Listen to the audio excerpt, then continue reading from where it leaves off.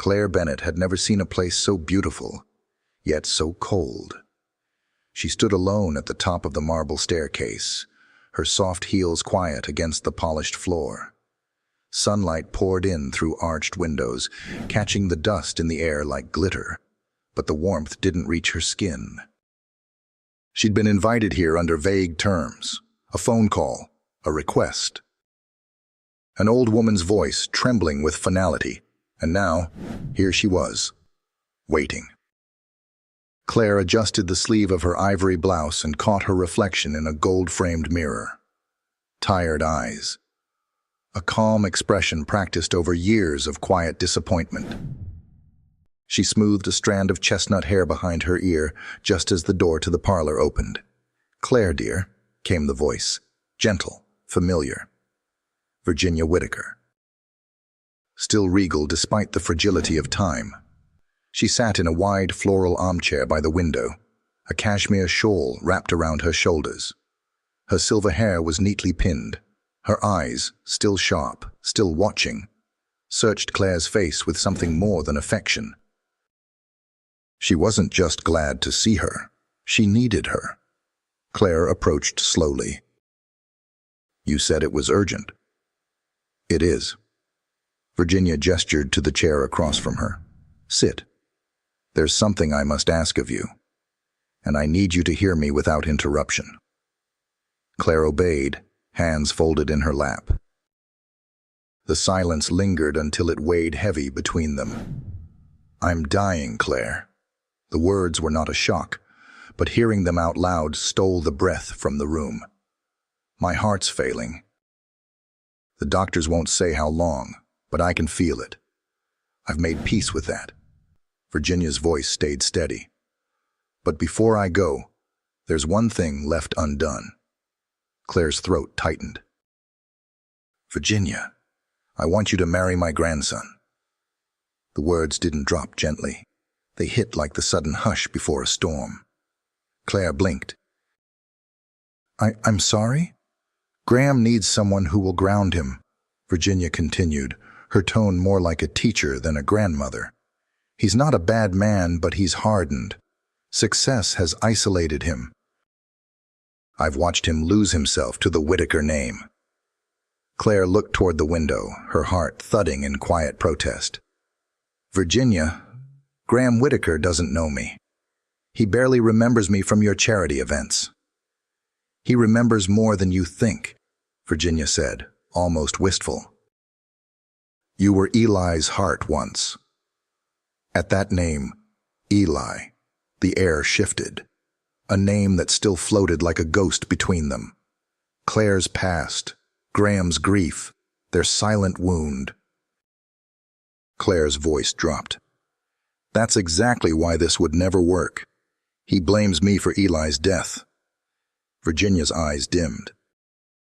"He's wrong, but he's never had reason to question it."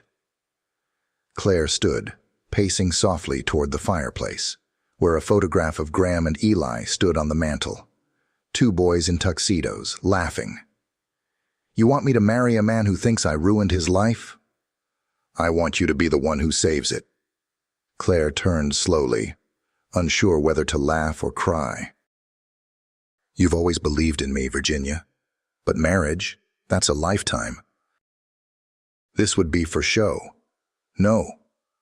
Virginia leaned forward, voice raspy but firm. "It would be for healing."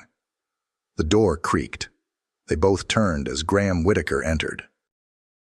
He was taller than she remembered, broad-shouldered in a navy suit that fit like armor. His dark hair swept back, his jaw tight, and his eyes, they were distant. Not cruel, but closed. Claire had once imagined kindness behind those eyes. Not now. "Grandmother."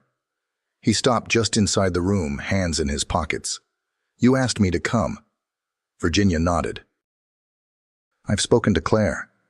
Graham's eyes flicked to Claire for a fraction of a second, measuring, maybe remembering, but he addressed only Virginia. "If this is about the board, I've already met with Deborah this morning." "It's not about business," Virginia said. It's about what matters. Graham's shoulders tightened. You want me to marry her? It wasn't a question. It was a statement spoken like a verdict. Claire stiffened, bracing herself. Virginia answered calmly. Yes. Graham walked to the window. We don't know each other. We have nothing in common. Then get to know her, Virginia said, lifting her chin. You owe me that much. He turned slowly, his eyes finally locking on Claire's. You don't have to say yes. I already did, she answered, surprising even herself. There was a long pause. The weight of those 4 words hung in the room like fog. Why? Graham asked, voice low. Claire didn't flinch. Because she asked me. Graham looked at his grandmother, a flash of pain crossing his features before he buried it. And if I refuse? I won't force you, Virginia said, but I've never asked anything of you, except to remember who you are. I don't want to die knowing you'll be alone in that house, surrounded by glass and silence. Another silence. Claire stepped toward the door. You don't have to decide now. I should go. But as she passed, Graham spoke, soft, almost disbelieving. You really said yes. She turned to face him. I'm not after your name. Or your fortune. I owe Virginia more than I can ever repay. If this is what she wants, I'll do my part. He didn't answer. Virginia coughed lightly, covering her mouth with a handkerchief. The sound was faint, but final. Claire walked out without another word. Outside, the garden stretched in perfect symmetry, but she didn't see it. Her chest ached in quiet disbelief. She'd agreed to marry Graham Whitaker, a man who didn't trust her, a man who might never. But as she reached the iron gates, she whispered to herself, this isn't about love. Not yet. She didn't hear the quiet voice from the parlor behind her. Graham, staring at the empty doorway, said aloud to no one, what if it never is? If you enjoyed this video, comment 1 to let me know. If not, comment 2. Your thought mattered to me either way. The papers were signed within a week. It wasn't a wedding. Not really. It was a quiet appointment at the courthouse, witnessed by Virginia and her longtime friend, Judge Martha Gaines. Claire wore a navy blue dress that skimmed her knees, hair pulled back, lips bare. Graham wore the same face he always did, impenetrable. They didn't touch. They didn't speak, beyond the formal responses required. And when the judge said, "You may now exchange rings," Graham merely slipped a simple gold band onto Claire's finger with the same expression he wore at board meetings. Back at the Whitaker estate, Claire watched the sky bruise over with evening light as the car turned into the long drive. The house, with its tall columns and flawless hedges, didn't welcome her. It loomed. A symbol of something she'd stepped into, but didn't belong to. "I'll have someone bring your things to the West Wing," Graham said, opening the front door for her with the stiff courtesy of a business transaction. "Thank you," Claire replied, stepping into the house that now held her name, at least on paper. He didn't follow her up the staircase. She didn't look back. That night, Claire sat on the edge of a velvet-upholstered bed, staring at the muted gold ring on her finger. It caught the lamplight in soft flickers. It looked beautiful. It didn't feel like anything. Downstairs, she heard the faint clink of ice in a glass and the low murmur of Graham's voice on a phone call. Business, no doubt. His world spun on, unshaken. Hers felt suspended, neither beginning nor ending, just waiting. The next morning, she found a breakfast tray waiting for her in the kitchen. Toast, coffee, and a small folded note. Meeting at 9. Welcome. She smiled faintly at the signature. Whitaker. Not Graham, just Whitaker. As if he were still a brand. Still an empire. She spent her morning setting up the sunroom Virginia had once promised to convert into an art space. Light poured through the tall windows. Claire unpacked her brushes, her oils, her blank canvases, and as she arranged them, a soft knock tapped against the open doorway. "I didn't expect you to use this room so soon," Graham said, leaning against the door frame. Claire kept her focus on the table. "Virginia gave it to me." Said light helps when you're trying to see the truth in things. He stepped inside. "You really paint every day?" "When I can." She finally looked up. "It's not just a hobby. It's a language. Must be nice. Being fluent in something." There was something dry in his tone. Half a joke, half something else. Claire didn't laugh. He glanced around. "There's a charity event in Charleston this weekend. My aunt thinks we should go. As a couple." Claire's chest tensed, but she nodded. "Of course. I didn't say you had to. I said she thinks we should. Then she's probably right." He paused, studying her for a moment. "You don't argue much, do you?" "I argue when it matters." He didn't have a response to that. She turned back to her brushes, not waiting for him to leave, but he didn't. Instead, he stepped closer, eyeing a half-finished painting of a girl sitting on a windowsill, gazing out at something far beyond the frame. "Is that from memory?" he asked. Claire hesitated. "It's from a feeling." Silence stretched. Then softly, almost imperceptibly, he said, "She looks like someone who's been waiting too long." Claire looked at him then. Really looked. And for the first time since they stood before the judge, she saw the man behind the headlines. He wasn't cruel. But he was lost, like a man who'd mapped every square inch of his world, but couldn't find his own center. She could have asked something then. About Eli, about the ache that still lived between them. But the words hung unsaid, because the timing wasn't right. The air between them was too brittle. 2 days later, they arrived at the Charleston Gala. Claire wore a soft, emerald-green dress, understated but graceful. Her hair was gathered low at the nape of her neck, and she wore no necklace, just the simple ring that Graham had placed on her finger without ceremony. The ballroom shimmered with crystal chandeliers and polite laughter. Claire stood beside Graham, smiling, nodding, answering questions about her new life with pleasant vagueness. Graham introduced her with a formal smile. Not cold, not warm. Just appropriate.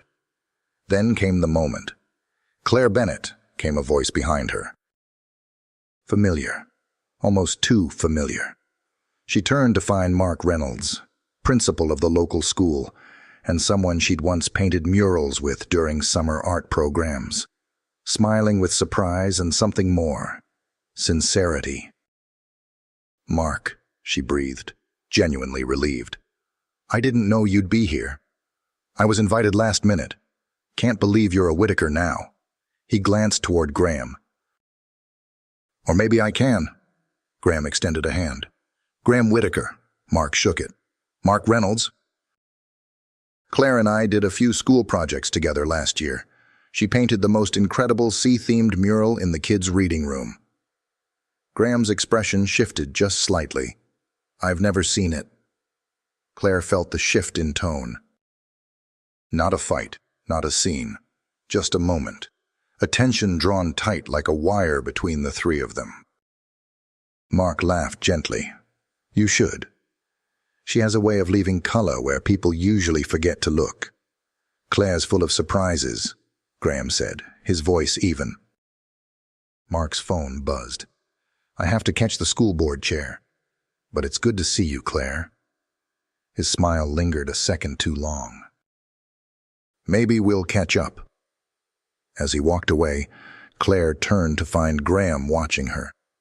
"He seems fond of you," he said. She sipped her water. He's a good person. Graham didn't respond. Instead, he looked out over the ballroom as if weighing something invisible. Later that night, as they sat in the back seat of the car, returning to the estate, Graham spoke quietly. "I didn't know you still painted for schools." "You didn't ask." "I didn't think to." Claire looked out the window, the city lights blurring as they passed.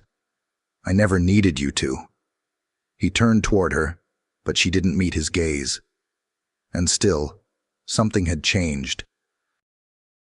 Not much, not loudly, but a seed of something, uncertain, unresolved, had been planted between them. Graham folded his hands, staring forward. "For what it's worth, you looked beautiful tonight." Claire finally looked at him, her voice soft. "Thank you. You looked exactly like you always do."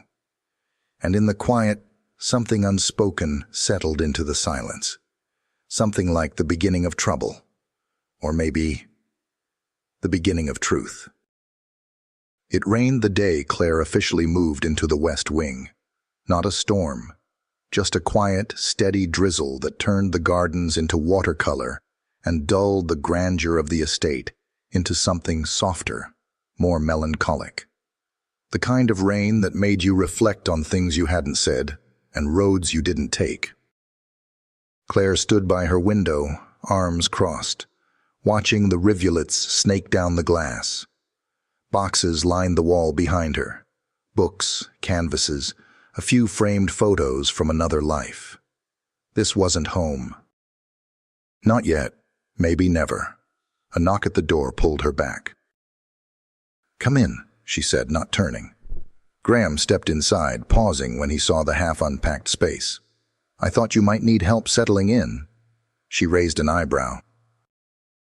"With what? You planning to hang up my paintings?" He half smiled. "I could try."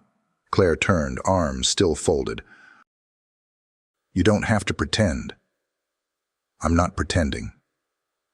"Yes, you are," she said quietly. "You're pretending this arrangement doesn't exhaust you." Graham walked further in, eyes scanning the room. "I don't think I know how to not perform anymore." Claire blinked. That was more honest than she expected. "You don't need to perform with me," she said. "There's no one else watching." He looked at her then. Really looked. And for the briefest second, the man behind the suit, the heir, the CEO, flickered. "Sometimes I forget how to be anyone else." Claire's voice softened. "That's the loneliest kind of forgetting." Silence settled, heavier than the rain. "I came to ask," he said finally, "if you'd attend the board dinner tomorrow night. Aunt Deborah's hosting." Claire hesitated. "Do I have to?" "No." He shrugged, casual. "But she'll be watching and asking questions." "The kind that don't always sound like questions." Claire gave a dry smile. "What should I wear to impress someone who thinks I'm a seasonal charity project?" He paused. "Whatever makes you feel like yourself." Her brows lifted. "That might be the first considerate thing you've said to me." He gave a half smile, then turned to leave. At the door, he paused again. "You really do like the rain?" Claire looked out the window. "I do. It's honest. Doesn't pretend to be anything but what it is." That night, she didn't sleep. She painted. By morning, a fresh canvas sat on her easel. Gray skies, blurred silhouettes beneath umbrellas. A woman walking alone across a cobblestone street. The Whitaker board dinner was held at Deborah's estate, all marble and glass with perfectly manicured everything. Claire had chosen a navy jumpsuit, elegant but understated. She kept her jewelry minimal, a silver bracelet, a single ring, and quiet confidence. Graham offered her his arm in the car. She took it, not out of affection, but strategy. They were a unit tonight, and she understood appearances better than most gave her credit for. The dining room buzzed with polite tension. Men in tailored suits discussed market trends. Women in muted designer gowns exchanged glances that spoke volumes with no words. Deborah stood at the head of the table. Her silver bob was sharp as her gaze. "Claire," she said with a measured smile, "you've adjusted quickly. I admire that." Claire returned the smile, her voice calm. "Change teaches you to listen more than talk." Deborah's eyes flicked to Graham, then back. "Wise. Though I do hope you'll find ways to contribute." The Whitaker name carries more than just weight. It carries responsibility. Claire nodded. "I believe the most lasting contributions begin quietly." Deborah raised a brow, but said nothing. A few board members exchanged curious glances. Later, over dessert, a younger executive leaned toward Graham. "Did you ever think you'd end up married to someone from the community center circuit?" The comment hung in the air like a challenge. Claire's expression didn't change. She sipped her coffee slowly. Graham set down his fork. "Claire's work builds character in places spreadsheets can't reach." The room fell briefly silent. Deborah cleared her throat. "Speaking of character, Claire, are you planning to continue your programs during the Whitaker expansion?" Claire looked up. "Yes, actually, I'd like to introduce art education to some of the new development schools." A pause, then a murmur of approval from one of the quieter board members. "That's forward thinking." Claire glanced at Graham. He gave a subtle nod, an acknowledgement that felt surprisingly genuine. On the drive home, Claire stared out at the dark highway. "You defended me tonight," she said without looking at him. "I wasn't aware that was remarkable." "It is." Graham shifted in his seat. "You didn't flinch when Deborah came after you." "I've been stared down by doubt before." "It doesn't rattle me like it used to." He was quiet for a moment. Then, "You're stronger than I realized." She turned to him, voice level. "You didn't look closely." When they arrived home, Claire stepped out without waiting for him.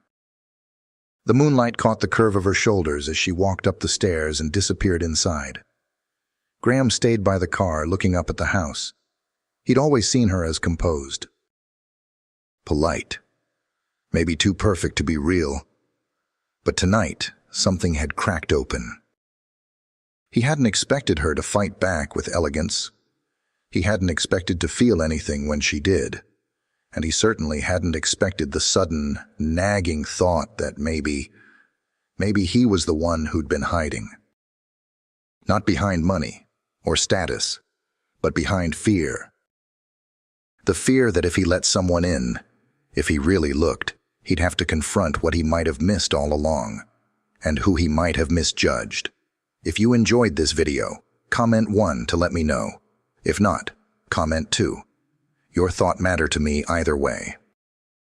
It was nearly midnight when Claire padded barefoot down the quiet corridor of the West Wing, her silk robe tied loosely at the waist, a mug of lukewarm chamomile in hand.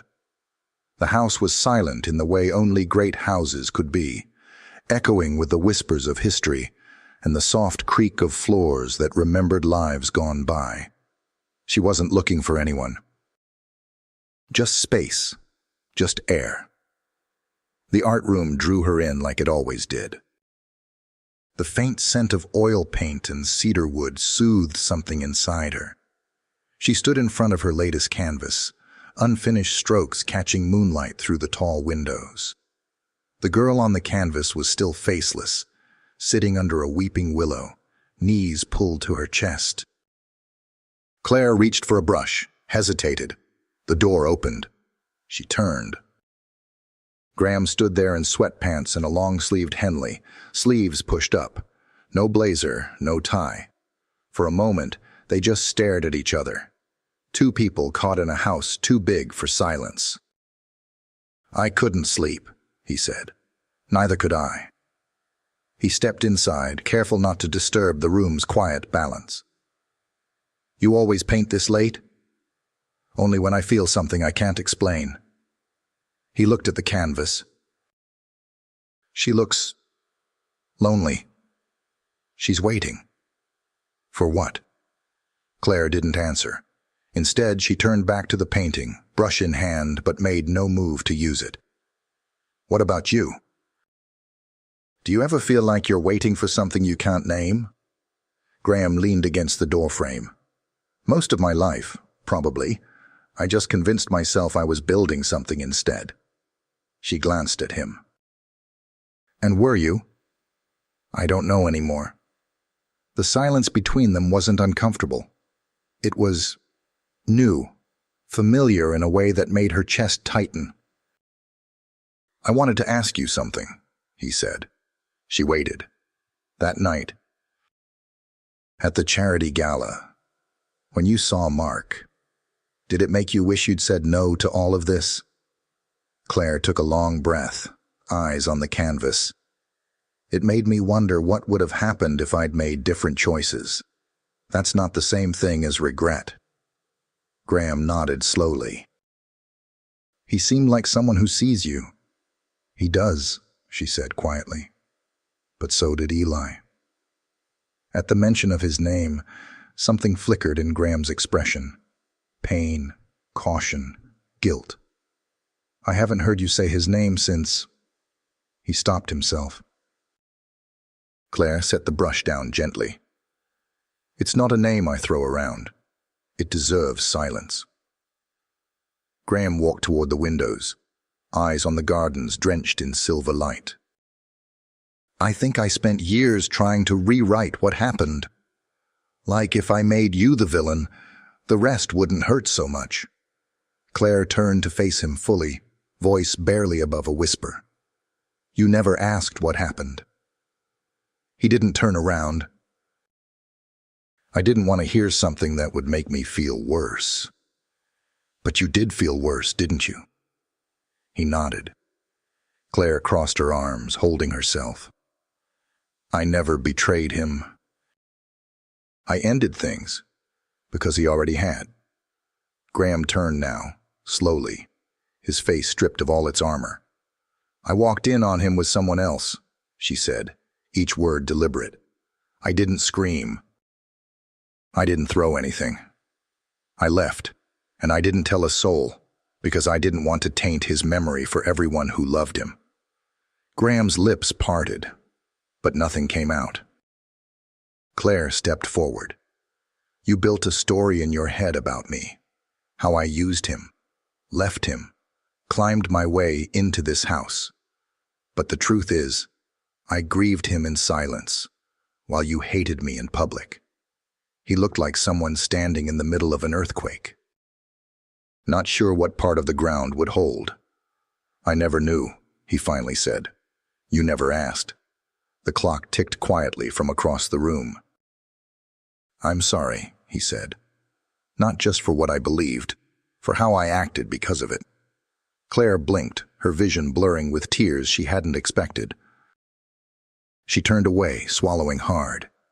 "That doesn't undo the months I spent in this house feeling invisible, or the way your silence echoed louder than any insult could have." "I know," he said softly. "But I want to be different now." Claire closed her eyes. He stepped closer. "Not because it's easy, or because you're standing here, but because for the first time in a long time, I actually want to try." She turned to him, tears slipping silently down her cheeks. "And what happens if I say I don't know if I have anything left to give?" Graham's voice was steady. "Then I'll wait." Claire didn't respond. She walked past him toward the door, but just before she left, she stopped beside him, her voice barely audible. "You have a lot to learn about silence, Graham. Sometimes it's not a punishment. Sometimes it's how we protect the parts of ourselves that no one else has earned yet." Then she walked out, leaving him alone in the art room, staring at a painting of a girl beneath a willow tree. still faceless, still waiting. And outside, the rain began again. The next morning, the estate woke to sunlight filtering through gauzy curtains and the scent of fresh lemon verbena drifting up from the gardens. Everything felt deceptively peaceful. Claire sat at the breakfast table, stirring her tea in slow, absent circles. The clink of the spoon was the only sound in the wide room. She hadn't seen Graham since last night. Part of her hoped he'd stayed awake in the art room, staring at the girl beneath the willow tree. She wasn't sure if she wanted that to mean something. Virginia entered just as Claire took her first sip. The older woman moved slower these days, her gait soft but deliberate, as if each step had meaning. Claire rose instinctively. "No need for ceremony, dear." "Sit, sit," Virginia said, her voice raspier than usual, but warm. She lowered herself into the chair opposite Claire, eyes scanning the tray with mild amusement. "Lemon scones." "You're spoiling me." Claire smiled faintly. "Habit." They shared a quiet moment, sipping tea, until Virginia set her cup down and studied Claire over the rim of her glasses. "You look tired." "I slept," Claire replied, though her voice lacked conviction. "Dreamless sleep isn't always restful," Virginia murmured. Then, more pointedly, "Did you and Graham speak?" Claire met her gaze. "Yes." "And?" Claire took a breath. "He apologized." Virginia's eyes twinkled, but she didn't smile. "Do you believe him?" "I think he wants to be different," Claire said carefully. "But I don't think he knows how yet. He's spent too long holding his breath. Now he doesn't know what to do with air." Virginia chuckled softly. "That's more generous than most people ever give him." "I'm not most people." "No, you're not," Virginia said, leaning forward. "And that's why you're the only one who ever had a chance of seeing him." Before Claire could respond, Deborah appeared at the doorway, clipboard in hand, face set in its usual tight line of disapproval. "Morning," she said without warmth. "Claire, I wasn't expecting to see you down here." Claire's tone stayed even. "It's still my house." Deborah's eyes narrowed just slightly. "Of course. I only meant Graham usually prefers mornings to himself." Claire didn't flinch. "We've made room for each other." Virginia looked from one woman to the other, amused. Deborah cleared her throat. "I came to speak with you both about the foundation luncheon. It's confirmed for Saturday. We'll be hosting at the Riverstone Gallery downtown. Several board members' wives will attend." Claire set her cup down. "Would you like me to attend?" Deborah hesitated. "It's optional, but the optics would be stronger with you there." "I'll be there," Claire replied calmly. Deborah gave a stiff nod. "Wear something polished. The photographers will be present." She left without another word. Virginia shook her head. "You could outshine them all in denim and still make them nervous." Claire smiled. "I'm not trying to outshine anyone." "No," Virginia said. "That's why you do." Saturday arrived with the promise of spring. Claire stood in front of the mirror, smoothing the soft blush-colored fabric of her midi dress. The neckline was modest, the silhouette classic. She pinned a brooch, a delicate silver leaf, onto her left shoulder, then stepped into nude heels. Downstairs, Graham waited in the foyer, adjusting the cuff of his tailored jacket. When he saw her, his hand paused mid-motion. "You look—" He stopped himself, then tried again. "Beautiful." Claire gave him a quiet nod. "You clean up well, too." They rode together in silence, the city sliding past their windows like a moving painting. At the gallery, Claire moved through the crowd with practiced poise. She'd been to events like this before, rooms full of wealthy patrons masking opinions behind pleasantries. Today, she smiled. She listened, she engaged, and yet she felt the subtle edge in every compliment. The measuring looks, the questions dressed as curiosity. "She's so refined for a community arts advocate," whispered one woman. "I heard she paints children's murals," said another. Graham stood by her side, offering small reassurances in the form of gentle glances, casual touches to the small of her back. It wasn't affection, it was strategy. But it felt different than before. Then Mark appeared. He stood near a landscape installation across the room, speaking with the gallery director. When his eyes met Claire's, his smile was immediate, warm, familiar. He walked over, hands in his pockets. "I had no idea you'd be here," he said. Claire's eyes softened. "Neither did I until Thursday." Mark nodded, then glanced toward Graham. "Good to see you again." Graham's reply was polite, measured. "You too." Mark turned back to Claire. "Actually, I was just admiring the new local showcase upstairs, the youth submissions. One reminded me of the mural you did at the elementary school." Still one of the kids' favorite corners. Claire's face lit with real warmth. "That was a good summer. You ever think about doing it again?" "Sometimes," she admitted, "but time doesn't always allow it." Mark tilted his head. "Sometimes we just don't give ourselves permission." There was a pause, a soft tension, not confrontational, but meaningful. Graham stepped in. "We're working on something that might involve art outreach in our new development zones." Claire looked at him, surprised. Mark smiled. "That sounds promising. Let me know if I can help."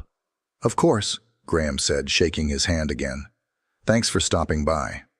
Mark gave Claire a final glance. "Hope we catch up soon." When he was gone, Claire turned to Graham. "You didn't mention anything about outreach." He looked ahead. "I hadn't planned to. Until now." Claire searched his face, looking for an angle. But there wasn't one. Not this time. "Why?" "Because you reminded me it matters." A pause. "And because I'm tired of watching you be impressive while I just stand there." She didn't respond right away, but something shifted in her chest. A weight slightly lifted. Outside, as they waited for the car, the wind tugged gently at Claire's hem. Graham turned to her, quiet. "I meant what I said." "About the mural, I want to see it, all of it." Claire tilted her head. "Even the rough edges?" He met her eyes, especially those. And for the first time, she believed him. Not because he said it, but because there was no need to. Claire stood at the mural in the elementary school's reading room, fingers grazing the textured strokes of sky blue that stretched across the wall. It had faded slightly since she'd last touched it. Sunlight had warmed it too many days, and fingerprints had smudged the corners. But it was still hers, still full of stories. Graham stood a few steps behind her, hands in his pockets, silently observing. His presence wasn't heavy, but it was undeniable, like a question she hadn't decided whether to answer. She didn't turn to face him when she spoke. "I painted this in the summer after Eli passed. I didn't think anyone would notice it, but the kids, they saw themselves in it. That changed everything." Graham's voice was low. "What did you see in it?" Claire exhaled slowly, a way to say goodbye without saying it. There was a beat of silence, and then he stepped beside her, eyes scanning the wall. A whale floated mid-air in the mural, above a child in rain boots pointing toward the stars. Claire followed his gaze. "I always wondered why a whale," he murmured. "It's impossible," she said softly. "But it's there." And sometimes believing in the impossible is the only way to get through what's real. Graham looked at her then. Not the painting, not the space, but her. You don't paint walls? You leave messages. Claire turned, her arms crossing, not defensive, just holding something in. And what do you read in them? That I was wrong, he said plainly, and that I've spent too much of my life building towers and too little learning how to open a door. She didn't expect the honesty. She also didn't let it sway her. Not yet. Then why are you here? She asked. Really? Graham hesitated. Because I want to stop pretending. Claire blinked. Pretending what? That this marriage is something I can keep at arm's length, he said. That you're just a symbol I agreed to for my grandmother. She swallowed, the words pushing up like tidewater. And what do you think I am now? I think you're the only person in my life who isn't asking me for anything but truth, he said quietly. And I think I've given you almost none of it. Claire studied him. He wasn't performing. There was no suit to hide behind, no family watching, just Graham. Raw and unguarded. I don't want apologies, she said. I want clarity. If we're going to be in this house together, this life together, it has to mean something. Not just to me, to you too. He nodded. Then I'll start where I should have long ago. Claire raised her brows. Eli didn't tell me about the breakup, he began. Not the truth. I just found him one night, drunk, angry, saying things that didn't line up. But I believed him, because I needed someone to blame. Claire said nothing. I was too proud to ask questions, too scared to see that maybe he wasn't the victim in the story. She looked away. And when he died, Graham continued, his voice tightening, it felt easier to hate you than to forgive myself. Her eyes flicked back to him. Forgive yourself for what? For leaving things broken between us. For never asking if he was okay. For never calling you when I should have. Claire's throat tightened. You weren't responsible for what happened. No, but I was responsible for what came after, and I hurt you. Over and over. She didn't speak, just breathed, steady and slow. Let me do better now, he said. Not for show, not because of Virginia, just because I want to. Claire searched his face, looking for cracks, something false, something practiced. But there was none. She turned back to the mural. You know why I never painted faces in my work back then? Graham shook his head. Because I didn't trust myself to get the emotions right. I thought if I left it blank, people could project what they needed onto it. He looked at the child in the mural, still faceless, still reaching. But I'm tired of painting ghosts, Claire said quietly. I want things to be real. Graham's voice softened. Then let's start with dinner, just us. No expectations. No pretending. Claire looked at him. You cook? I order well, he said with a smirk. She almost laughed. Almost. I'll think about it, she said, turning to leave. Graham watched her go, a slow exhale escaping his chest. She didn't say yes, but she didn't say no either. Back at the estate, Deborah paced the study, phone pressed to her ear. Yes, she's gaining more influence than we anticipated, she said sharply. The board members are asking questions. They're liking the direction the foundation's taking. A pause. No. Graham hasn't said anything to me directly, but he's softer, less driven. Her voice dropped, sharp. We need to make sure this doesn't shift the balance. If she keeps pushing those community projects, we'll lose leverage on the expansion deal. She hung up, eyes narrowing as she stared at a framed photo of Graham and Virginia on the bookshelf. "Not on my watch," she muttered. On that evening, Claire received a note slid beneath her door. In Graham's handwriting, "One seat saved for you on the terrace. 7. Come as you are." No signature, no pressure, just an invitation. She held it in her hand for a long time. And for the first time in months, she didn't feel like someone's placeholder. She felt seen. Still cautious, still scarred, but seen. Claire stepped onto the terrace just as the sky surrendered its last shade of amber. The garden lights had already blinked on, casting warm glows across trimmed hedges and quiet stone paths. A table sat beneath the pergola, modestly set for two. White linen, flickering candles, and a simple vase of blue hydrangeas. Graham stood beside it, hands in his pockets, not looking at her yet. She approached slowly. Her dress was simple, soft cotton, the color of wet clay, and her hair was still damp from a late shower. She hadn't dressed up. She hadn't tried to make an entrance. She came as she was. When Graham finally turned, he smiled, not the polite kind he wore at events. This one was hesitant, like it had just learned how to exist.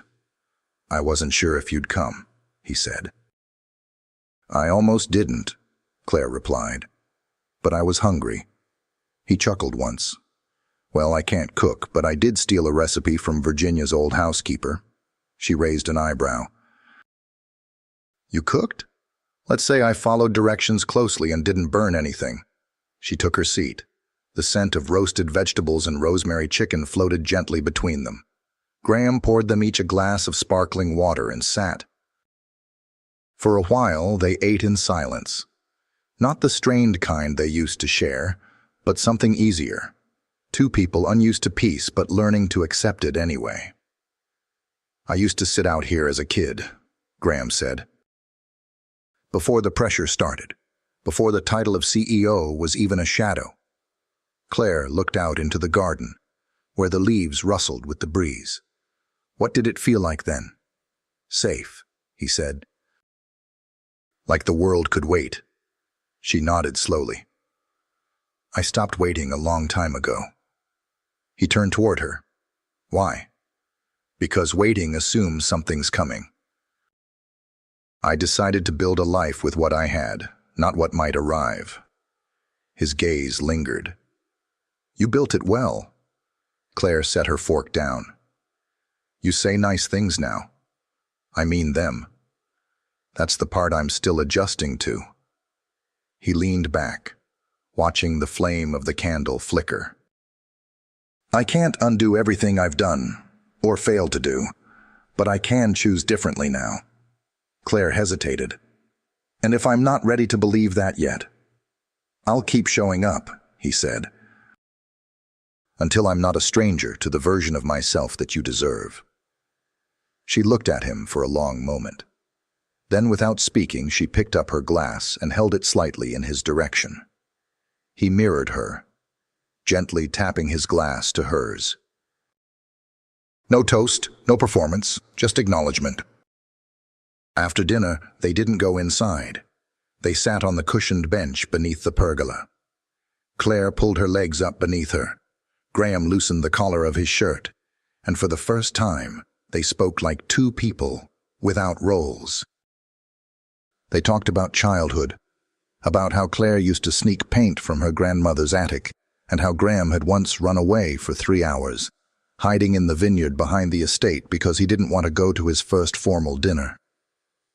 "I wore a cape," he said, laughing, "because I was convinced I could fly." Claire laughed with him, surprised by the sound of it coming from herself. "Did it work?" "Only for about 2 seconds before I landed in a bed of blackberry bushes." They both dissolved into quiet laughter, and it stayed between them like a soft blanket. But eventually, Claire's smile faded. "I don't know what this is," she said. "Us. It's not the marriage your grandmother asked for, and it's not the distance we agreed on. I don't want distance anymore. I don't want to be an experiment, she replied, voice steady. Something you explore while trying to find yourself. You're not, he said quickly. You're the reason I'm even trying. Claire looked up at the stars, peeking through the lattice. Then give me time. Let me believe it in pieces. I will, he said, however long it takes. They sat a while longer. But inside the house, far from the quiet and the candles, Deborah stood at the window, watching the terrace through a slit in the curtains. Her jaw tightened. From the hallway, a soft cough echoed. She turned. Virginia stood at the end of the corridor, wrapped in a shawl, hands clasped over her cane. You're watching the wrong scene, Virginia said gently. Deborah's voice was clipped. I'm watching the one that affects this family's future. You think love weakens a legacy? Virginia asked. I think love doesn't always align with the bottom line. Virginia walked slowly forward. Then perhaps we've built the wrong kind of legacy. Deborah didn't respond. Virginia's eyes softened, but her voice held weight. Graham is learning to become more than a title. Don't stand in his way because you fear the change. Let it happen, or step aside. She turned and walked back toward her room, the soft sound of her cane trailing behind her. Outside, Graham glanced sideways at Claire, who had leaned back and closed her eyes. Do you think this could ever feel real? He asked. She opened her eyes slowly. It already does. The wind shifted gently through the garden. And for once, neither of them needed to speak again. Claire stood beneath the arching entrance of the Community Arts Center, her hands speckled with dried paint and her hair pulled back in a messy twist. The scent of turpentine and paper glue clung to the air. Children's laughter echoed from the classrooms behind her, weaving through the hall like sunlight between blinds. She glanced at the time on her phone. He was late. Not that she expected Graham to be punctual for something like this. Still, she'd thought maybe, after last night, things would be different. She turned to rejoin her students when the door opened, and there he was. Dressed down in a gray Henleyan jeans, his hair a little tousled from the wind, Graham stepped inside carrying a box of donated supplies. Slightly awkward, clearly out of his element. Claire tilted her head, impressed. You came? He set the box down gently. You sounded surprised. You usually send assistance, or emails, or silence. Graham met her gaze. Trying a new approach. Claire folded her arms. Showing up? Listening. She held the moment between them, then gestured toward the back hallway. They're painting garden scenes today. Try not to step on any glitter bombs. He smirked and followed. In the classroom, a cluster of kids surrounded a long table, palettes smeared with color, cardboard trees taped to the wall. One little girl tugged at Claire's sleeve, eyes wide as she whispered, "Is that your husband?" Claire hesitated. That's Graham, the girl gave a knowing nod. He's tall. Claire smiled. Yes. He is. Graham crouched beside a boy with a paintbrush in one hand and green streaks across both cheeks. What are you painting? A treehouse, the boy answered proudly. But it has a slide that goes into a pool. My mom says we don't have money for a pool, so I made one anyway. Graham looked at the drawing, visibly struck. That's the smartest kind of designing I've ever seen. Claire watched from a distance, arms crossed, heart conflicted. There was something gentle about how Graham knelt, how he listened, how he didn't correct or patronize. It unsettled her, in a good way, but still unsettling. After the session ended and the children were picked up one by one, Graham helped her stack chairs and clean the brushes. The air buzzed with quiet, spent energy. You were good with them, Claire said, rinsing her hands at the sink. I didn't expect it, he admitted. I thought I'd just stand here and mess everything up. You didn't. He leaned against the doorframe, watching her. This place, it means something to you. Claire nodded. It gives them something they don't always get at home. Space to imagine. Permission to feel. He studied her a moment longer. Why haven't you brought this to the foundation? Claire dried her hands slowly. Because I didn't think anyone would care. I care. She looked at him, not blinking. Today. You care today. He stepped closer, his voice low. No, I care now, and I want this to grow. Claire searched his face, but he didn't waver. Then show them, she said softly. Not with checks, with presence. I will. They stood in that breathless pause again, the one where every moment felt like it could tip into something dangerous or beautiful. Claire stepped back first, breaking the current. I have to lock up. He nodded but lingered. Would you come to dinner with me tomorrow? She raised an eyebrow. Another private terrace? No, public, honest. Just two people trying. She studied him, then gave a slight smile. I'll think about it. Meanwhile, back at the estate, Deborah moved briskly through the conservatory, phone pressed tightly to her ear. Yes, I saw the press release. Graham's quoted talking about Claire's program. A pause. Her fingers tapped the glass table beside her. No, we didn't approve that messaging. And if this becomes part of the expansion narrative, we'll lose the partnership we secured with the corporate investors. Another pause. I'm saying this community vision she's selling. It doesn't align with the firm's future, and it's changing him. She ended the call abruptly, the calm fury in her eyes flashing like glass under pressure.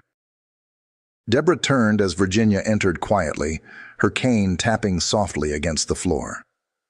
They've submitted a proposal to add an outreach center in the Riverstone redevelopment, Deborah said. In Claire's name. Virginia smiled faintly. Sounds promising. It's not a legacy. It's a liability. It's a legacy if it lasts longer than any building, Virginia replied, easing into a chair, which love often does. Deborah opened her mouth to argue, but Virginia raised a hand. You see a distraction. I see a transformation. He's different, Deborah said sharply. Unfocused. He's human, Virginia countered. And finally figuring out what that means. The next evening, Claire arrived at the Carriage House Cafe, a cozy, candlelit restaurant tucked in a corner of downtown Savannah, brick walls covered in framed sketches and warm yellow bulbs strung above every table. She wore a soft indigo dress and carried a folded sketchbook in her purse. Graham was already there, standing as she approached. You came, he said, as though it surprised him every time. I was hungry, she said again, smiling just enough. They sat, menus open, small talk lingering. And then, without prompting, Claire pulled out the sketchbook and slid it across the table. He opened it. Inside were pages of quick pencil sketches, classrooms, children, paint-streaked smiles. And then, on the last page, a sketch of a man kneeling beside a child, holding a brush. Graham stared at it. That was yesterday, she said. I draw things I don't want to forget. His throat tightened. You're giving this to me? I'm sharing it with you. That's different. He closed the sketchbook gently, reverently. Thank you. She looked at him then, really looked. I'm still afraid. So am I, he said without hesitation. Then what do we do? He reached across the table, not to hold her hand, but to simply place his beside hers. We keep showing up. And for the first time, she didn't feel like she was waiting for him to change. She felt like they were finally starting to walk forward. Together. The days that followed moved in quiet rhythm, like the slow turning of pages in a well-loved novel. Claire and Graham found themselves meeting in small moments, passing in hallways, sharing quiet breakfasts, lingering in the art room as sunlight poured in through the high windows. It wasn't sudden, and it wasn't loud. It was steady, patient. Claire had just finished a lesson at the Arts Center when she received a call from Lena Hughes, her oldest friend and the owner of the local bookstore. Lena's voice was laced with gentle urgency. "You might want to stop by the Gazette," she said. "They're running something tomorrow, and it's not all praise." Claire set her paintbrush down. "What kind of something?" "A column, from Deborah, about the foundation." "And about you." Claire's pulse slowed. "Thanks for the heads up." That evening she sat at the kitchen island, the newspaper spread out before her. The headline was simple, but the subtext hit harder. Whitaker Foundation, losing sight of core vision. The article painted Claire as a well-intentioned outsider with limited understanding of scalable operations, and questioned whether her growing influence over Graham's decisions risked distracting from the legacy-focused goals of the board. There were no direct insults, nothing sharp enough to call defamatory, but it cut anyway. She didn't realize Graham was behind her until he placed a cup of tea beside her elbow. She didn't speak, just looked at the paper. "She didn't run this by me," he said quietly. "She didn't need to," Claire replied, voice calm. She knew what she was doing. Graham exhaled slowly. "I'll issue a statement." "No," Claire said quickly. "That's exactly what she wants. A reaction." He sat beside her. "Then what do you want to do?" Claire looked at him, her voice even. "I want to keep building, keep working." "And let the work speak for itself." He studied her. "You really don't care what they say?" "I do," she admitted. "But I care more about why they're saying it. And what they're afraid of." Graham's voice lowered. "She's afraid of losing control." "Let her be afraid," Claire said softly. "I'm not here to fight her. I'm here to make something that matters." That night, while Claire slept, Graham went to the study and opened one of Virginia's old journals. Her handwriting filled the pages in soft loops, dated just a few months before her final illness. "I see Graham sinking into the walls of this house, becoming the kind of man people expect him to be. But Claire, she's light. She reminds him of who he could be if he'd just stopped performing. I only hope he sees it before he loses her too." He closed the journal and leaned back, the weight of the words sinking into him. The guilt sat heavy in his chest, not just for how he'd treated Claire, but for how long he'd let other people steer the version of himself he presented to the world. The next morning, he did something unexpected. He walked into Deborah's office without knocking. She looked up, caught off guard, but recovered quickly. "Graham, I was just about to call. We're adding the Riverstone Arts program to the Core Foundation initiative," he said, voice even. "And Claire will be co-chair." Deborah blinked. "You're bypassing board approval?" "I'm notifying you before the announcement." She rose from her desk. "Graham, be reasonable. You're emotionally invested in something you don't fully understand." "I understand enough," he said, "and I trust her. That's all the understanding I need." Deborah's mouth pressed into a thin line. "If you're not careful, she'll pull you away from everything you've worked for." He didn't hesitate. Maybe that's not the worst thing. He turned and walked out before she could reply. At the art center later that afternoon, Claire stood before the children, assigning brushes and prepping color trays. When Graham walked in, tie loosened, sleeves rolled, a small toolkit in his hand, Claire tilted her head in curiosity. "What's that?" He held up a wooden sign he'd carved himself, not perfectly, but earnestly. It read, "The Whitaker Center for Art Imagination." Her breath caught. "I thought we could hang it together," he said. "Outside." "If you like it." She stepped forward slowly, touching the edge of the sign. "It's not polished," she whispered. "Neither am I," he said. Claire met his gaze, and something unspoken passed between them. Something rooted not in what had been promised, but in what had slowly, patiently, been earned. Later, as the children painted quietly behind them, Graham held the ladder while Claire drilled the plaque into the wooden beam above the front door. The sign looked slightly crooked, a little too low, imperfect in a way that made it more real. They stepped back, shoulder to shoulder, looking up at it. Claire exhaled. "You didn't have to do this." "I know," he said, "but I needed to." She turned toward him. "What changed?" He looked at her with something deeper than affection. "I finally stopped waiting for approval and started paying attention to what matters." "And what matters?" He didn't look away. "This. You, the work, the honesty." A pause. Claire reached out slowly, brushing a speck of paint from his jaw. "You have green on your face."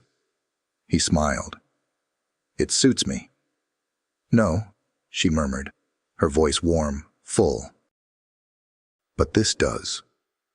And as they stood there in the golden afternoon light, beneath the sign they hung together, Claire felt something shift inside her. Not a falling, but a settling. A quiet recognition. They weren't pretending anymore. The night air over Savannah hung thick with the scent of blooming magnolias as Claire stepped onto the balcony of the estate, a sketchbook pressed to her chest. From where she stood, the gardens below were cast in soft shadows, and the flicker of lanterns along the pathways looked like fallen stars. Behind her, the doors creaked open. She didn't have to turn to know it was him. "You're not sleeping either," Graham said, voice low, tentative. Claire's answer was a soft smile. "Didn't want to miss the quiet." He stepped up beside her, a blanket draped over one arm, which he offered without a word. She accepted it, wrapping it around her shoulders as she leaned against the railing. The silence between them wasn't uncomfortable anymore. It had become a space they both respected. "I've been thinking about your mother," Graham said suddenly. Claire turned her head slightly. "You never ask about her. You never offer," he replied gently. Claire looked out into the darkness. "She left when I was 11. Took her paintings, a suitcase, and her silence. I haven't seen her since." He was quiet for a moment. "And your father raised me, did his best. But he never forgave her, and he never understood why I still painted." Graham exhaled slowly. "That's why you fight so hard for those kids. You know what it's like to be left with unanswered questions." She nodded once. "Some of us carry stories that no one ever asked to hear." He looked at her. "I'm asking now." Claire opened her sketchbook and handed it to him. Inside were new pages, drawings of their garden, of the children, of the wooden sign above the door at the center. But toward the back, he found something else, a portrait. Of him, but not the version that usually appeared in business magazines or social columns. This was softer. Head slightly bowed, eyes lost in thought, hands at rest. Not powerful, not polished. Human. You see me like this? He asked. Claire's voice was steady. I see what you're becoming. He looked at the page for a long time. It scares me. Why? Because if I fail, if I let you down again, I won't have anywhere left to hide. Claire turned toward him fully. Then don't hide. Before either could say more, the sound of footsteps interrupted them. A soft knock echoed from the balcony door. It was Lena. She looked concerned. Claire, I'm sorry, it's late, but you need to come. Claire frowned. What's wrong? It's Virginia. The drive to the hospital was quiet. Graham held the steering wheel tighter than necessary, and Claire sat beside him, heart pounding in a rhythm that made breathing difficult. Neither of them spoke until the elevator doors opened to the third floor. A nurse met them outside the room. She's stable, she said softly, but she had trouble breathing earlier. The doctor says her condition is progressing faster than we thought. Inside, Virginia sat propped up in bed, her skin pale but her eyes still sharp. You both look like ghosts, she murmured. Claire crossed to her side, taking her hand gently. You scared us. Virginia gave a faint smile. I've been scaring people my whole life. Graham stood at the foot of the bed, eyes glinting with something too complex to name. You should have told me. I didn't want to waste time on fear, she said. There's too little of it left. Claire swallowed. What can we do? Keep going, Virginia said, voice thin but clear. Don't stop now. She looked at Graham then. You found your heart? Don't misplace it again. I won't, he whispered. And Claire, she added, her fingers tightening around hers. Forgive when it's hardest. That's when it counts. Claire nodded, blinking back tears. I will. Virginia closed her eyes briefly, as if the effort of those few words had cost her more than she let on. I've made arrangements, she said after a moment. When I'm gone, you'll find a letter in my desk. I want you to read it together. Graham stepped forward. Don't talk like that. I'm not leaving tonight, Virginia said softly. But you need to understand, love isn't just what survives us.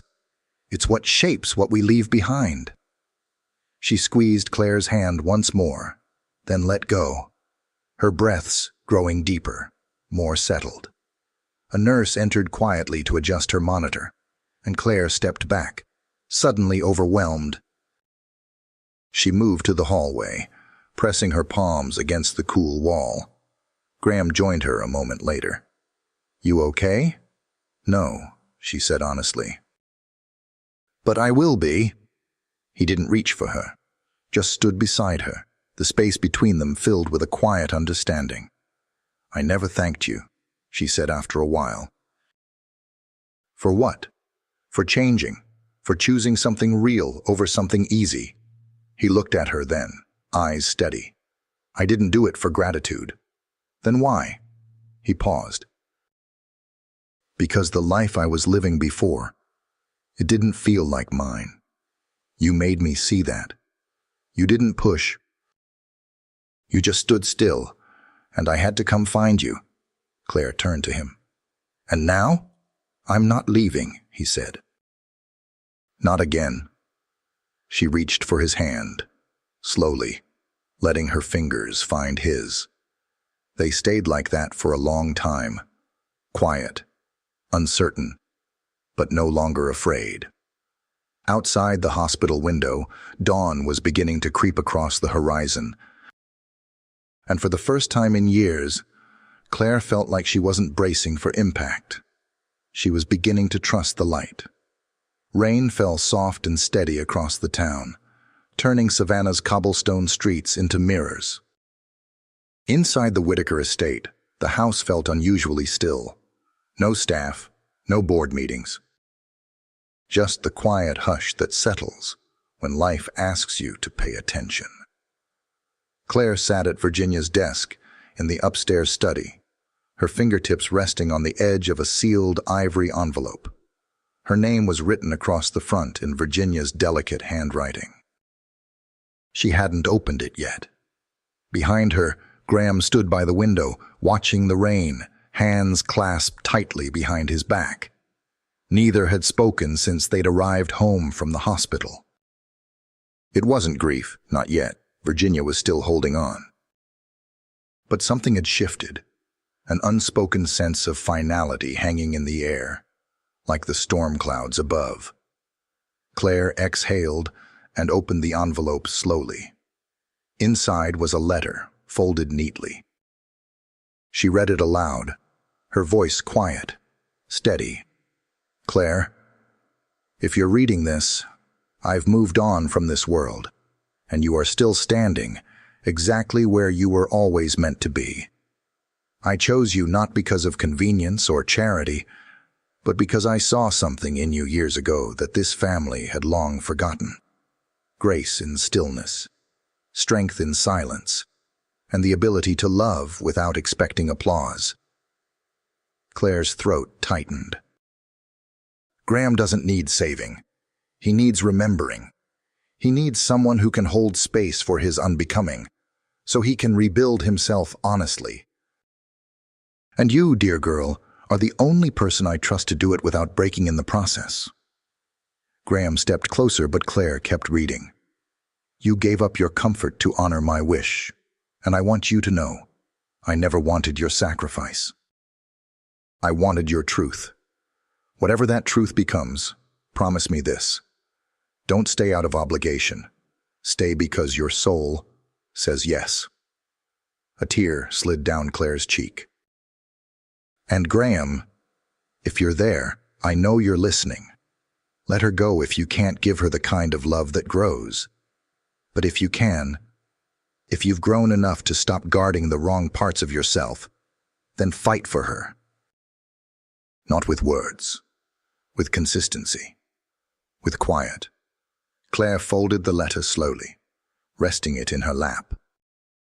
The room was silent except for the rain.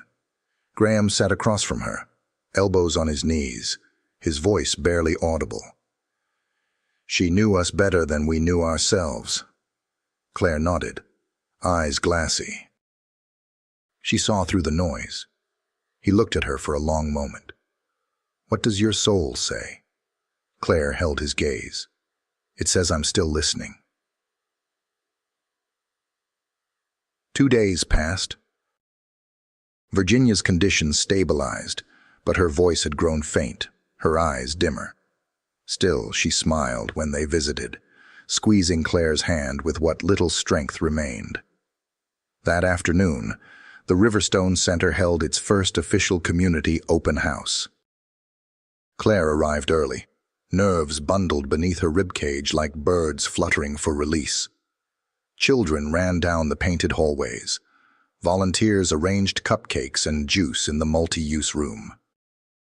And beneath the new sign outside, parents stopped to take photos. Mothers, fathers, aunts, grandfathers, capturing a space that belonged to them now, too. Claire stepped into the art room to check supplies, her breath catching when she turned and saw the easel by the window. Someone had placed her painting there. The girl beneath the willow tree, still faceless, still waiting. Except now, a brush rested in a jar beside it, and a sticky note clung to the frame, written in Graham's familiar hand. Paint her face when you're ready. She doesn't have to wait anymore. Claire pressed a hand to her mouth, holding in the flood of emotion as her heart broke open in the most unexpected way. Not from pain, but from permission. Lena entered quietly behind her. He's changing. Claire didn't turn. I know. And you? I think I'm becoming, Claire whispered. Outside, Graham was speaking to one of the city council reps, sleeves rolled, expression serious. Not performative. Present. Later, as the event wound down and the last of the guests left with programs and smiling kids in tow, the clouds opened up again and rain poured over the sidewalks in silver sheets. Claire stood beneath the awning, watching it, lost in the sound. Graham joined her. "We always seem to find each other in the rain." She smiled. "Maybe that's our language." "I used to think rain was something to run from," he said. "Now I think it's the only thing that ever really cleans." She looked at him then, fully. "I want to stay," she said. His breath caught. "You do?" "Yes, but not out of duty, not because Virginia asked." "And not because you're different now." "Then why?" Claire stepped toward him, slow and deliberate. "Because you stopped standing behind your name, and you started standing beside me." He reached for her hand, hesitated, then finally let his fingers intertwine with hers. She leaned in, resting her forehead gently against his. "I'm scared," he whispered. "Me too," she replied. "But I'm not running." The rain fell steady around them, soaking the steps, the streets, the city. But beneath the awning, they stayed still. Two people no longer trying to outrun the weather, letting it wash over what needed to go. So something honest could finally begin. The morning after the open house, the estate was unusually quiet. Not the stiff, suffocating kind of silence that used to cling to its walls, but the soft, lived-in hush that followed after something meaningful, like the exhale after a long, held breath. Claire sat at the kitchen table with a bowl of oatmeal cooling beside her, untouched. The early light made everything look gentler, softer around the edges. She'd woken before the sun and wandered through the house in bare feet, stopping to stand in the rooms she once tiptoed through as a stranger. Now she felt not quite at home, but not unwelcome. The floor creaked lightly behind her, and she didn't need to look up. "You're up early," she said. Graham appeared in the doorway, hair damp from a shower, sleeves rolled. "Didn't sleep much." Claire looked up, catching something in his face, an unsettledness he hadn't shown in weeks. "What is it?" she asked gently. He hesitated, then slid a folded letter onto the table between them. "It came this morning, from the foundation board." Claire reached for it slowly, brows drawing together. As she read, her fingers tightened around the paper. "They're asking you to step down from the Riverstone Initiative," she said quietly. Graham nodded. "They're using my involvement as justification for reevaluating leadership, and citing your emotional proximity as a conflict of interest." Claire lowered the letter. "And what do you plan to do?" "I already did it," he said, eyes steady. "I resigned from the board." Her breath caught. "You what?" "I'm still CEO of Whitaker Holdings," he clarified. "But the foundation?" "I stepped away." "I made my decision last night." Claire stood, moving around the table. "Graham, that foundation was built by your family, by Virginia." He looked at her, unshaken. "And it's being manipulated by people who forgot what it was meant to do. If I have to choose between a title and the truth, I'll choose the truth." Claire's voice faltered. "What about everything you've worked for?" "You're what I'm working for now." He said it plainly. Not to impress, not to beg, just the truth. Claire blinked back, the rush of emotion threatening to rise. "I don't want you giving things up for me," she said. "I'm not," he replied. "I'm finally claiming something for myself." She stepped back, needing space to breathe, but Graham didn't follow. He stayed still, letting her sit with the weight of it. Finally, she looked at him again, this time through a new lens, one that didn't see a man trying to fix his past, but a man ready to build something different. "What are you going to do now?" she asked softly. Start my own foundation, he said. Privately funded. Less politics, more action. Her brows lifted. With what mission? He smiled. To amplify voices that have been overlooked. Claire's chest tightened. I'd like you to be the co-director, he added. If you want to be. She didn't answer right away. Instead, she walked past him and into the hallway, where the light from the garden streamed in through the glass doors. She stood there for a long moment, staring at the world, just waking up. He waited. When she turned around, her eyes were clear. Yes, she said. Graham exhaled, and it was as though the house breathed with him. 3 years later that afternoon, Claire visited Virginia again. The hospital room was warm, sunlight casting soft streaks across the bed. Virginia opened her eyes slowly, a smile tugging at the corner of her mouth. You look different, she murmured. I feel different, Claire said, sitting at her side. Virginia's hand found hers. Tell me. Graham resigned from the foundation board, said he wanted to build something new. Virginia's smile grew. Took him long enough. Claire laughed, then looked down at their intertwined hands. I used to think strength meant staying quiet, being still, but I'm learning it also means knowing when to speak. When to act. Virginia nodded. Balance. That's the lesson. They sat in silence for a while, the kind that didn't need filling. Before leaving, Claire leaned down and kissed Virginia's forehead. I'll carry it forward, she whispered. I promise. That evening, Graham and Claire returned to the community center to prep for a weekend youth workshop. The building smelled like fresh paint and lemon cleaner. She moved through the rooms with practiced ease, and Graham followed with a clipboard, writing down items they'd need. They ended in the main room, standing side by side beneath the now perfectly straight wooden sign he'd rehung that morning. I fixed the tilt, he said, smiling. I noticed, she replied, but I kind of liked it crooked. He looked at her, brows raised. It reminded me that even beautiful things can begin slightly off-center.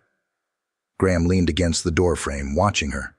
You know, he said, the day I agreed to marry you, I didn't think I was saying yes to a future. I thought I was settling a debt. Claire walked toward him, slow and deliberate. And now? She asked. Now I realize I was being given a second chance. She stopped in front of him, close enough to feel the warmth between them. Don't waste it, she whispered. I won't. Their foreheads touched, breath shared, nothing rushed. And for the first time there was no space between promise and possibility. There was just now. And now was everything. Claire stood beneath the oak tree at the back of the estate, the same one that had watched over generations of Whitakers.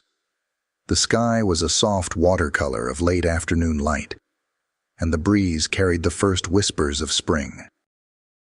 She held a small wooden box in her hands, something she'd found tucked away in Virginia's armoire, labeled in elegant script, to be returned. Inside were letters, old, yellowed, folded carefully with delicate hands, but it was the name on the top envelope that caught her breath. Eli Carter. She hadn't seen that handwriting in years. She sat on the garden bench, her fingers brushing the edges of the pages. She read slowly, letting each word settle in her chest, like a stone in still water. Graham, you'll never know how much I wanted to tell you the truth that night. But pride, it swallows men faster than regret ever will. I pushed Claire away, not the other way around. She saw through me when I couldn't stand my own reflection. You blamed her because it was easier than facing who I had become. I don't blame you, but if you ever find her again, make it right. Claire's throat closed.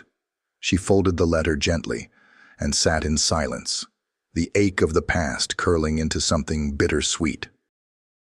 Graham found her there just before sunset.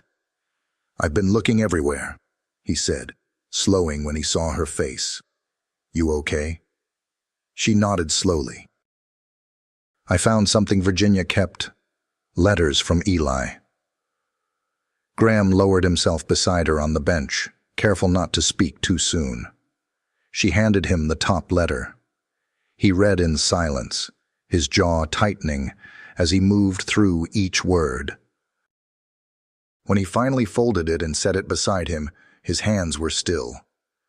"I should have asked," he said quietly. "All those years." "I should have asked." Claire turned to him. He was broken, and we all missed it. A long breath passed between them. "She carried this," Claire whispered, looking toward the house. "She never told me. She waited for the right moment to show us the truth, and now I wonder if this was always her plan." Graham nodded. "To bring us back to the beginning, but this time without the lies." Claire looked at him, eyes soft. "Are you angry?" "No," he said. "I'm sad, not for what could have been, but for how much time we spent not knowing who the other person really was." Claire reached for his hand. "Then let's not waste any more of it." That evening, they visited Virginia together. Her eyes fluttered open when Claire called her name, and her smile broke slowly across her face. "You found them," Virginia rasped. Claire nodded, tears threatening. "Why didn't you tell me sooner?" Virginia's voice was barely above a whisper. "Because you weren't ready to forgive what hadn't been fully revealed. Sometimes the truth waits until the heart's steady enough to carry it." Graham leaned closer. "You gave us back our past." "No," Virginia said gently. "I gave you a future." She looked between them, and for a moment, all her strength gathered behind her eyes. "Don't let what was define what will be. Love each other the way you were meant to all along." Her hand trembled in Claire's. "Live it well." Claire pressed her forehead gently to Virginia's hand, whispering through tears, "We will." Later that night, Claire sat alone in the art room, a fresh canvas before her. She finally painted the girl under the willow tree. This time, she gave her a face, and the face looked like her own. By the next morning, Claire found herself walking through the quiet halls of the community center. The place was still, filled with the echoes of yesterday's voices. In one of the rooms, she saw Mark standing near the shelves, sorting supplies. He looked up, surprised. "Hey, didn't think I'd see you in this early." Claire smiled gently. "I needed some quiet." Mark nodded, then studied her more carefully. "You seem different." "I feel different." They stood there, comfortable in a silence earned through years of knowing when not to speak. "I wanted to thank you," Claire said after a moment, "for believing in me when I didn't have the words." Mark gave a soft shrug. "You never needed to explain yourself. I just wanted you to be okay." Claire stepped forward, placing a hand lightly on his arm. "I am now." He held her gaze, then nodded. "I figured." "Took him long enough." Claire chuckled. "Yeah, but I think he finally arrived." Mark reached into his back pocket and pulled out a photo, an old one. It was of Claire painting the mural with the kids 2 summers ago. "I kept this," he said, "to remember why we started this place." She looked at the photo, emotion pressing behind her ribs. "Can I keep it?" He smiled. "It was always yours." That evening, Graham waited for her at the top of the garden path, holding something behind his back. When she reached him, he stepped aside and revealed a small easel set in the grass. On it was a framed print, A copy of her finished painting, the girl beneath the willow, with her face.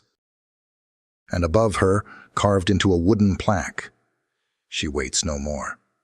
Claire looked at it, then at him. He spoke carefully. "I wanted to honor how far you've come, how far we've come." She walked to him slowly, hands slipping into his. "I'm not waiting anymore," she said. "But I am ready." "For what?" he asked. Claire smiled. "Everything." The late March wind rolled softly through the trees as golden sunlight spilled across the Whitaker estate. The air thick with spring and something else. Expectation. Claire stood at the front window, watching the staff hang strings of delicate lights across the garden arbor. Each bulb caught the sunlight like dew, twinkling in anticipation of dusk. Beneath them, rows of white chairs curved gently around the garden's edge. No aisle runners, no fanfare, just space. Open and honest. Behind her, Graham stepped in quietly, adjusting the cuff of his linen shirt. He stopped a few feet away, not speaking yet, simply letting the moment breathe. She turned. Her dress was cream, simple, flowing, elegant in a way that looked effortless. A single daisy tucked into her loosely braided hair. She didn't look like someone stepping into tradition. She looked like someone stepping into truth. He stared at her longer than he meant to. Claire tilted her head. "What? You've never looked more like yourself." Her smile was soft. "That's the idea." He reached into his pocket and pulled out a folded note. "I found this in Virginia's journal last night. I think it was meant for this day." Claire took it carefully, opening the paper with reverence. Her eyes scanned the handwriting, her breath catching as she read, "When you walk toward love, leave your armor at the door. You won't need it where you're going." She folded the note gently. She knew. She always did. Claire looked at him, emotion rising behind her ribs. "Are you ready for this?" Graham didn't flinch. "I've never been more sure of anything in my life." By the time guests began to arrive, neighbors, foundation partners, children from the community center with their families, the garden had become a pocket of warmth in the cooling evening. The trees swayed gently, petals falling like confetti before the ceremony even began. Lena stood near the edge of the seating area, helping guide the guests into place. Mark arrived quietly, nodding respectfully toward Claire before taking a seat in the back row. No bitterness, just peace.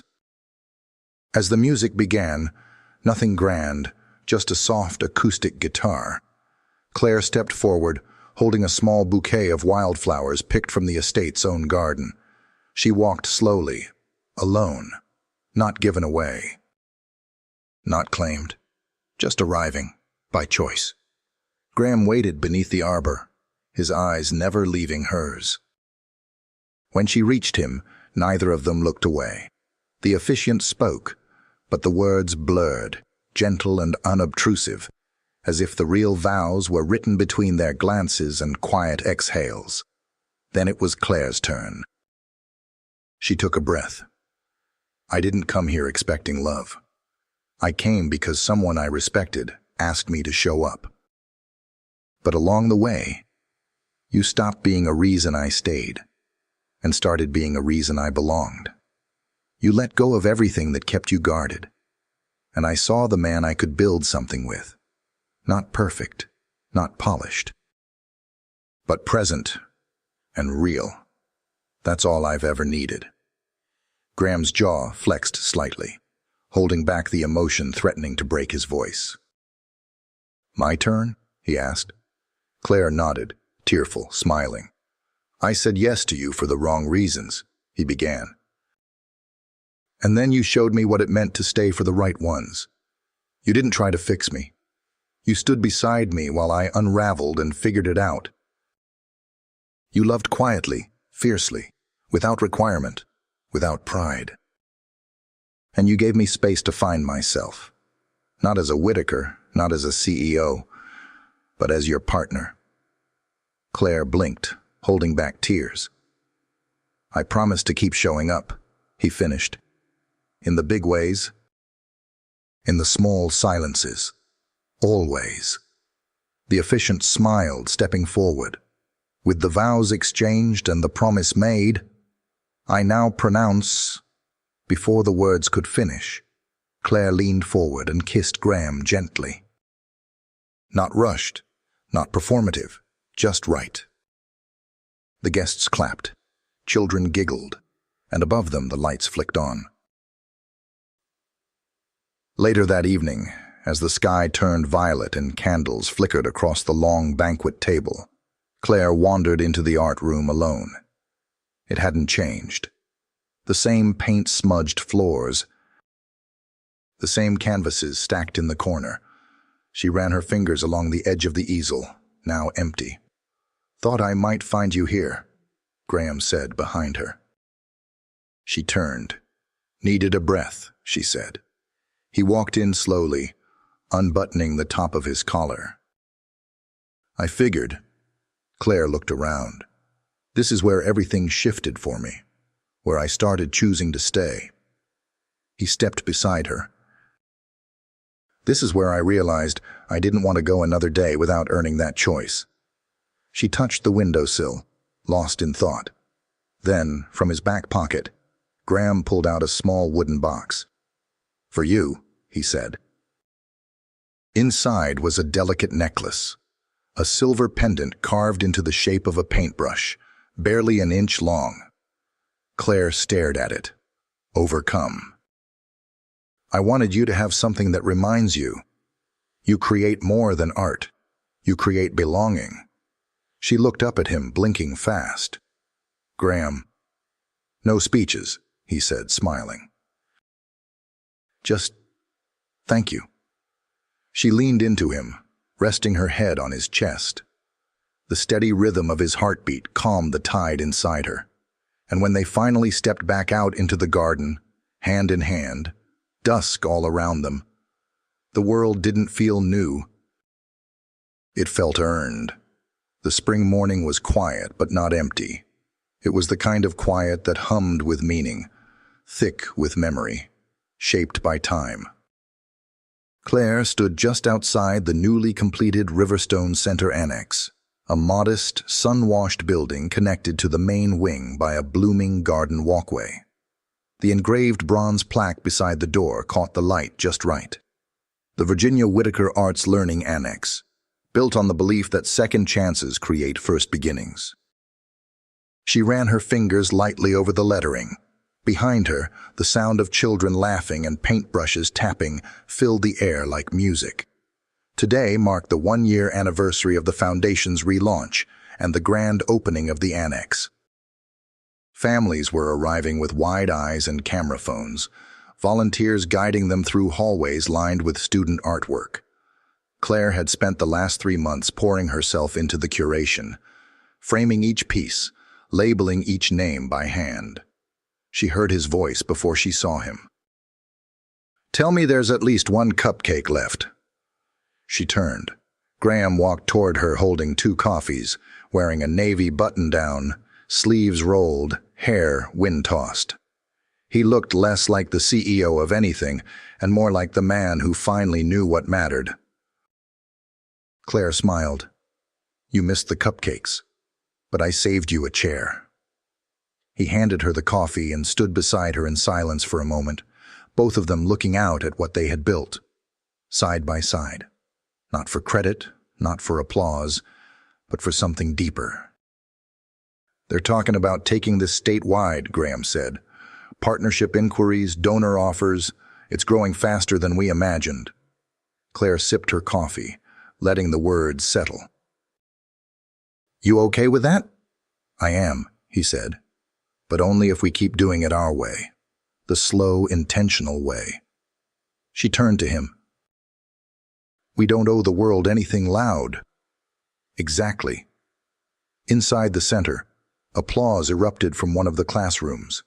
Someone had finished their art and was proudly showing it off. Claire smiled at the sound. "Do you ever think about how different this could have gone?" she asked. "Every day," Graham said. "I could have walked away. I wouldn't have blamed you. But I didn't." "No," he said softly. "You stayed. And then you chose to stay again." Claire's voice grew quiet. "That's the part people don't talk about, isn't it? How love isn't just something you feel. It's something you renew, in the hard moments, in the waiting." Graham nodded, his voice thick. "I'll never stop choosing it." Claire looked at him fully then, at the man who had once been so walled off, so afraid of his own softness. Now he stood in front of her, steady, open. And hers. He reached into his pocket and pulled out a small velvet pouch. She narrowed her eyes. "We already did rings. This isn't a ring." She opened it slowly. Inside was a silver key. "To what?" she asked. "To the cottage behind the estate," he said. "I renovated it. Quietly. It's yours." "For painting, for thinking, for breathing." Claire blinked. "You didn't have to—" "I know. That's why I did." Tears stung her eyes, but she smiled through them. "I want you to have space," he continued, "even when we're standing next to each other." Claire closed the pouch and tucked it gently into her coat pocket. "You're becoming the kind of man I prayed you'd be, even before I wanted to love you." He looked at her with everything he didn't have words for. Then a small voice interrupted. "Miss Claire, Miss Claire!" It was Evan, one of the kids from her first mural program. He sprinted toward her with a sheet of paper in his hand. "I finished it," he beamed. "It's for you." She knelt and took the drawing, unfolding it. It was a sketch of her and Graham standing in front of the center, holding hands. There was a sun above them, a garden blooming around their feet, and next to them, a little house with a chimney puffing hearts instead of smoke. Claire laughed, tears streaming now, real and warm. Graham crouched beside her and looked at the drawing. "You gave me good hair." Evan grinned. "Miss Claire said you were getting better at smiling." Claire looked at Graham. "He's not wrong." Evan scampered back inside, leaving the drawing in Claire's hands. Graham leaned in. "You're going to frame that, aren't you?" "Absolutely." The sun dipped just slightly, casting gold across the garden path. Graham reached for her hand, and they stood there, two people shaped by everything they'd walked through, together and apart. Claire exhaled. "You know what I think Virginia would say?" she whispered. "What?" "She'd say we made something real. Something that lasts." Graham smiled, pressing a kiss to her temple. "Then let's keep making it." And with the laughter of children rising behind them and the sound of the world moving forward, Claire and Graham walked down the path, no longer looking for a new beginning. They had found one. And this time, it was theirs. If you enjoyed this video, comment 1 to let me know. If not, comment 2. Your thought mattered to me either way.